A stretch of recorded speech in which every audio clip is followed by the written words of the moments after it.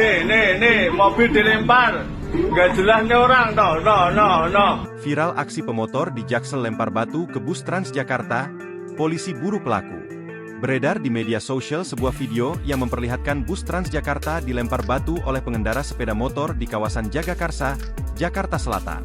Dalam video yang diunggah oleh pemilik akun LBJ_Jakarta pada Rabu, 13 November 2024, awalnya bus sedang melintas di Jalan Raya Lenteng Agung, Jagakarsa dekat stasiun Lenteng Agung.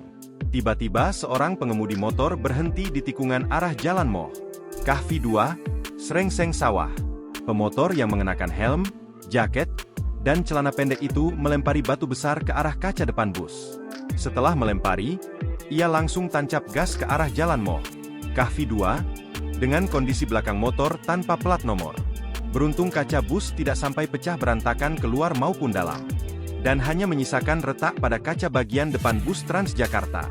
Dilansir dari wartakotalive.com, Kapolsek Jagakarsa AKP Iwan Gunawan menuturkan, pihaknya sudah mengecek ke tempat kejadian perkara.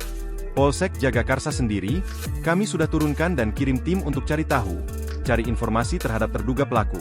Ucapnya, saat dikonfirmasi, Kamis, 14 November 2024. Menurut Iwan, belum ada laporan polisi setelah kejadian tersebut. Meski begitu, pihaknya tetap turun tangan terkait peristiwa itu.